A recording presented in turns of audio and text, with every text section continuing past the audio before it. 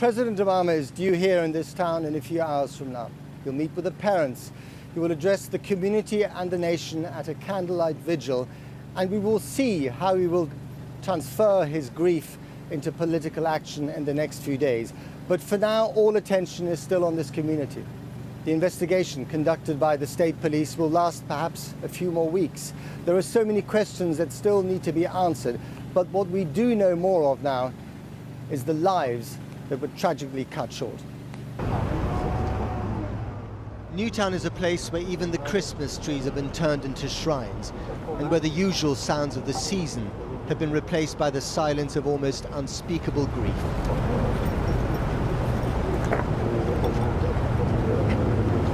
Today is about the names behind the numbers, the lives behind the names. This was Anna Marquez Green, next to her older brother.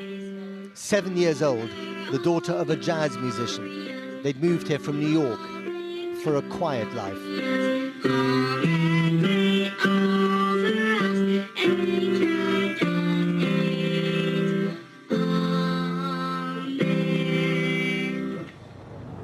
6-year-old Dylan Hockley from Hampshire, American mother, British father. They had moved here 2 years ago. And Emily Parker, 6 years old. They'd also just arrived here 8 months ago from Utah. The family is Mormon. The father, Robbie Parker, works in the pediatric unit at the local hospital, and his testimony is heartbreaking. She was the type of person that could just light up a room. She always had something kind to say about anybody. And her love and the strength that she gave us and the example that she showed to us is remarkable. She is an incredible person, and I'm so blessed to be her dad. As we move on from what happened here, what happened to so many people, let it not turn into something that defines us. And then the father, who just lost his 6-year-old daughter to a gunman, showed astonishing grace. I'd really like to offer our deepest condolences to all the families who were directly affected by this shooting.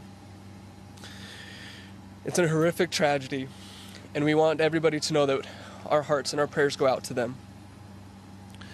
This includes the family of the shooter. Amid the grief and the heartbreak, the questions: why and how? This was the house in which Adam Lanza, the 20-year-old killer, lived with his mother. 4,000 square feet, more of a mansion really, now a crime scene. We now know that he shot her twice in the head in her own bed with one of her own guns before heading to the school. The street is cordoned off, but as we were filming, a neighbor drove up to us with this information. He's always been a very disturbed kid. In 4th grade, my friend's daughter was in his class, and they had to write something good about themselves, and he put, "I'm lonely, I'm angry, I hate everybody." He's always been disturbed. So how do you know this man? My friend that lives right near him. Right. I'm not telling you. Down the road here? Uh-huh. Yeah. My friend that lives right there told me everything yesterday. Christmas Eve, they had an argument about guns because my friend goes, "I don't want any in the house," and she goes, "I love my guns, I love my guns." She said that, Mrs. Lanza. I love that, Nancy Lanza. I love guns, I love my guns. So. And did she teach her son how to use the guns? Is that your understanding? I heard they went to the driving range. At dusk, the police opened up one of the roads leading close to the school, and within minutes there was an impromptu pilgrimage to another impromptu shrine.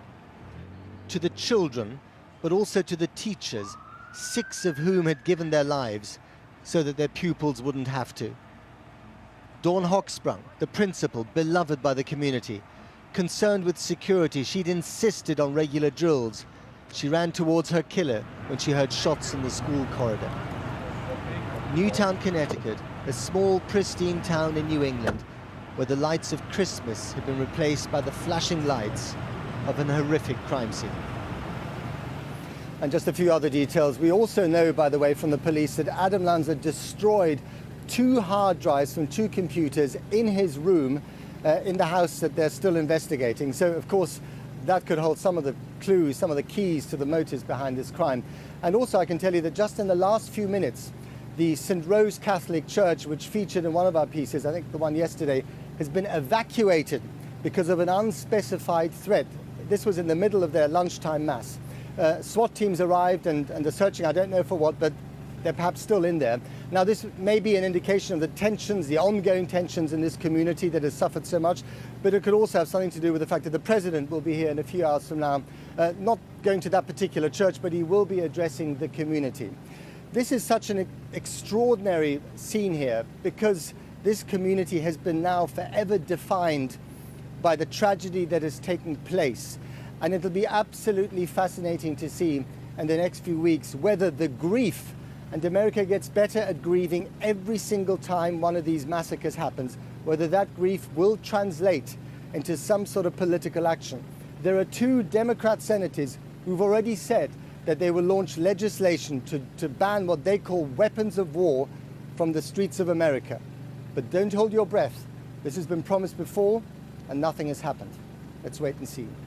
Now, before I hand back to Sarah, one quick reminder. There will be a Dispatches America's School Massacre reported by me tomorrow night after the news at 8 p.m, which will have much more on this tragic story.